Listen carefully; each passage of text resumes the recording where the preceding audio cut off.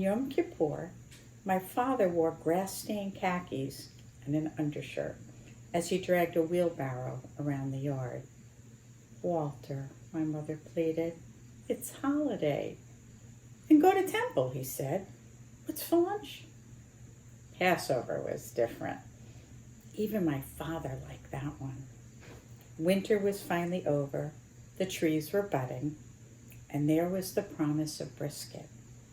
He brought in the long folding table from the garage, set it up in the living room, and covered it with the damask tablecloth that my mother had ironed the night before.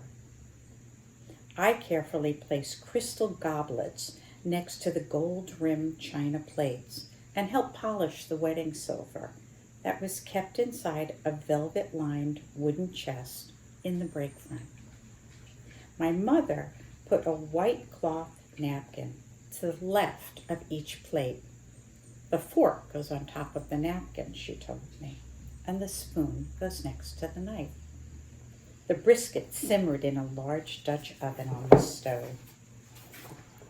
My father sliced the onions and scattered them around the slab of meat. He sprinkled Lipton's onion soup mix on top, as well as ketchup and Worcestershire sauce.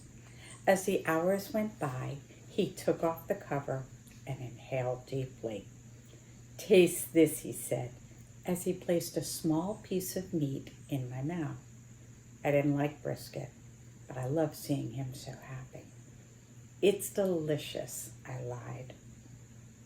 Years later, I married a boy who came with a Christmas tree. When our children were young, we celebrated Passover and Easter every spring. It was never about the liberation of the Jews, never about the resurrection of Jesus. It was always about the food. My husband loved ham and brisket. "We need those little bow tie noodles for the kosher vanishkes," he reminded me as we shopped. I tried to buy the kids Passover gifts that would rival Easter, but everyone knew that nothing could compete with the hand-dyed eggs and baskets filled with candy and toys. We hid the afikomen and gave $1 to the child who found it and $1 to the child who didn't, and it was fine. But it lacked the pizzazz of the ham's luxurious scent wafting through the house and the huge chocolate bunnies. As the kids got older, Easter eventually lost its shine. We still dyed the eggs, but the baskets became an afterthought, and the candy often went untouched. And really, how much salty meat can one eat after the first 2 days? But brisket goes on forever. "I want to have a Seder," I told the kids a few years ago. "Make a brisket." This gave them pause.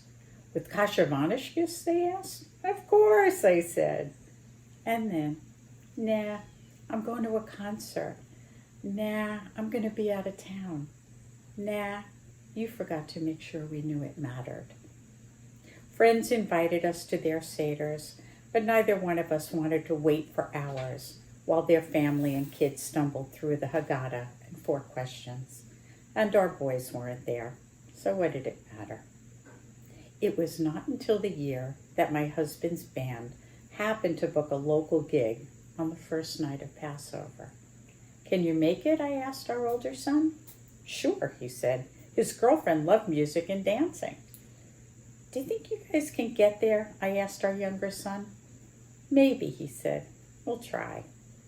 On that first night of Passover, my husband stood on a stage playing his bass, while our boys and their girlfriends sat on stools around a table with a white cotton tablecloth swaying to the music. We ordered drinks, appetizers, and small dinner plates. The food wasn't especially good, but I gazed at the kids and smiled. It was a night that was different from all other nights, and the forks were placed neatly atop the napkin.